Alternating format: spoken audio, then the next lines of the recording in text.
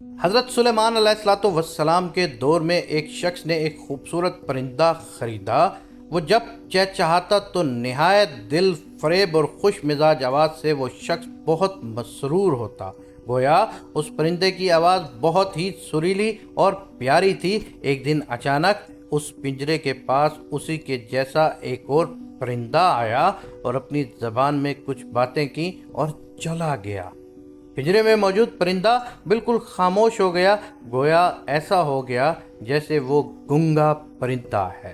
اس کے مالک نے 2-3 دن انتظار کیا مگر پرندہ بالکل خاموش رہا۔ وہ شخص حضرت سلیمان علیہ السلام کی بارگاہ میں اس پرندے کو پنجرے سمیت لایا اور شکایت کی، یہ بہت مہنگا پرندہ خریدا تھا میں نے، اس کی آواز مجھے بہت مسرور کرتی تھی، مگر اب نہ جانے کیا ہوا کہ بولتا ہی نہیں۔ حضرت سلیمان علیہ السلام جو جانور، چرند پرند سب کی بولیاں جانتے تھے، نے اس پرندے سے پوچھا، کیا وجہ ہے جو تم خاموش ہو گئے ہو؟ وہ پرندہ عرض گزار ہوا، اے اللہ کے برحق نبی، یہ شخص سمجھتا ہے میں خوش ہو کر چہچہاتا ہوں، مگر حقیقت یہ ہے کہ میں دیگر آزاد پرندوں کو دیکھ کر روتا ہوں کہ اے کاش میں بھی آزاد ہوتا تو کتنا اچھا ہوتا، مگر یہ میری زبان نہیں سمجھتا تو یہ خیال کرتا ہے کہ جیسے میں بہت خوشی سے گنگنا رہا ہوں۔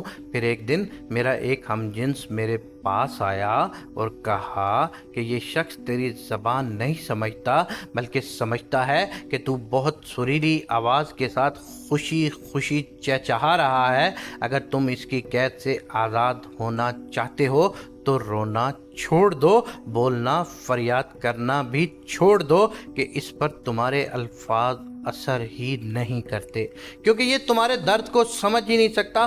بس پھر کیا تھا، میں تب سے خاموش ہو کر صبر کر رہا ہوں۔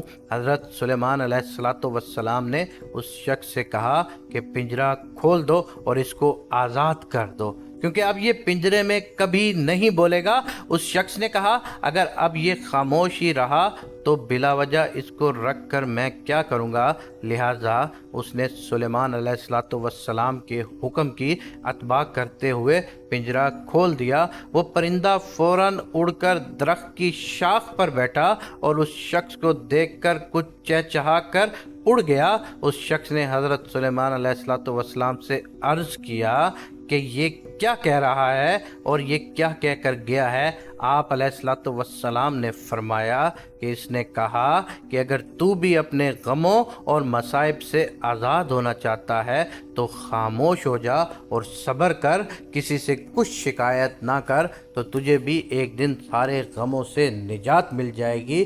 اگر آپ لوگوں بھی اپنے غموں سے نجات حاصل کرنا چاہتے ہو تو اپنے آپ کو خاموش کر لو اور صرف اللہ سے لو لگا لو، تمہاری سارے غم، ساری پریشانیاں دور ہو جائیں گی۔